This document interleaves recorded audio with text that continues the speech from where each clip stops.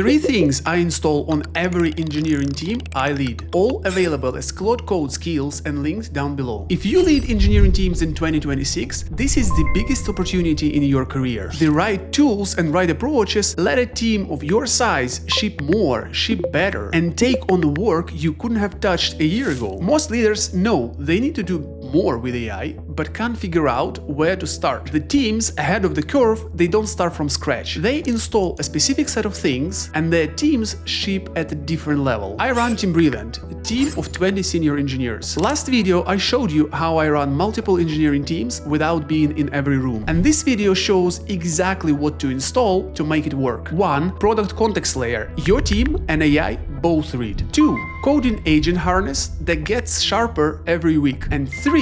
A testing approach that protects you.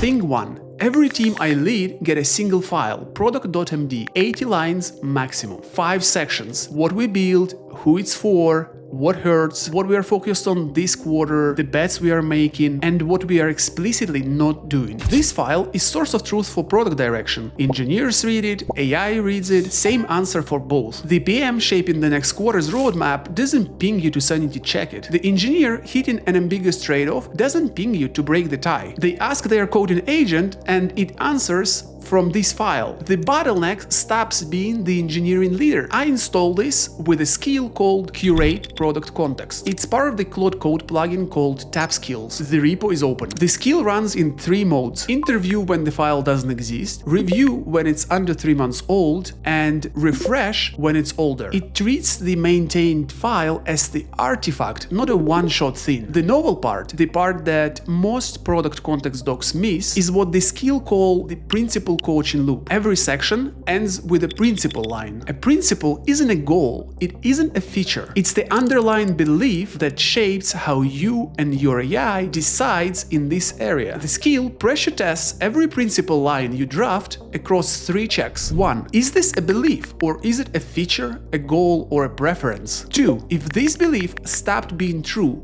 would you actually decide any differently? 3. Can you restate this without naming the outcome you want? Most product context docs, they capture goals or current state. Both expire fast in the age where delivery moves at the speed of light. Goals expire, current state changes, but principles, they compound. Real example, we use this on a Team Brilliant product called Meal, a canvas where PMs turn fuzzy intent into work definitions for coding agents. Its product.md file needed a principle line for their audience. So first draft was, we want to help PMs ship better software. Failed check 1, that's a goal, it's not a belief. And failed check 2, if it stopped being true, we wouldn't decide any differently. The version that passed, most engineering delivery loss is upstream of code, not in the code itself. That's a belief, and it shapes every Meal's decision. If it stopped being true, we would be building something completely different. Go to Tab Skills on GitHub, link is in description. Run Curate Product Context in your repo and spend an hour on it. By the end, you have an 80-line file your team and your AI both reason from. That's the install. You start it, fork it, use it. If you'd rather have me install this on your team and walk through the principles with you, teambrilliant.ai, link is in the description too. That's thing 1, curated product context. Principles don't go stale, but they also don't catch coding mistakes. Same bug, same fix, every pull request,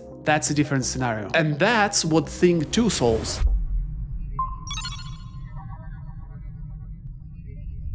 Thing 2. The whole behavioral layer has to improve every week automatically. Static rules rot. The team does a code review fix on Tuesday for a structural problem. The rule never gets written down, so the same mistake happens with the next agent run on Friday. If your CLAUDE.md file looks exactly the same as 3 months ago, you're not running an AI native engineering org. You're still running a static prompt and hoping for the best. The teams that get it right, they treat their harness as a product, reviewed, improved on purpose, and sharper every week. I installed this with Claude Code plugin called Dev Skills. The repo is open. There are 2 skills that do the work: loop check and tighten loop. Loop check is an audit. It looks where your loop is leaky. What's the AI getting wrong? Where are you manually correcting it? Where the human is still in the loop? what's escaping the rules that you have today, and it all catches them. Tighten loop skill is what you run at the end of your coding session. It looks back to see where you had to course correct the agent. Small steers, the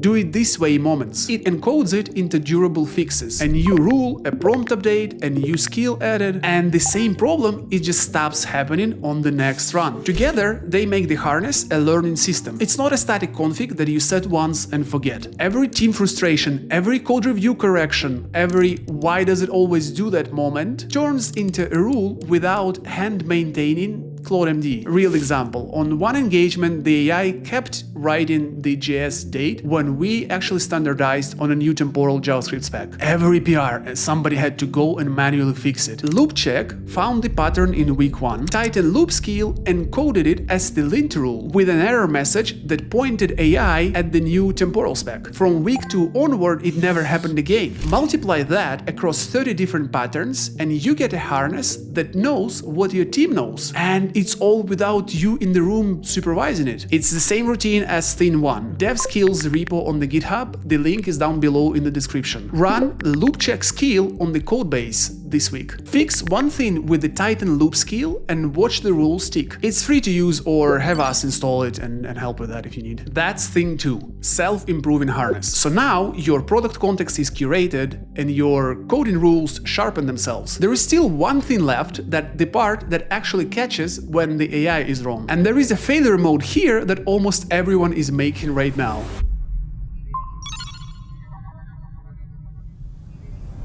There is actually two words matter there. Acceptance, that means the test starts from the spec, not from the code, and separate. The AI session that writes the test never sees the implementation. If you let the same AI session that wrote a feature also write a test for that feature, you don't get tests. You get praise tests. The test confirms what the code does, not what the spec says it should do. After dozens of AI shipped PRs, your tests pass, but your product is broken and nobody catches it. This is the silent killer of AI shipped codebases. And right now, almost every team is doing exactly this. Automated acceptance tests in a separate context, they have two disciplines, and you need both. So first, it's the structure, the 3 layers. Test case at the top, written in business language straight from the spec. DSL in the middle, a thin reusable vocabulary like login as Alex, add to cart item, API at the bottom that calls the system. Test case never references the implementation. Internals can change, but the test case stays. This is what makes automated acceptance tests survive the iteration speed that AI enables. Without this layered structure, tests break on every refactor, and in the end the team just gives up. Second, the context separation. The session that builds a feature, that's one session. The session that writes automated acceptance tests, that's another session. With a fresh context,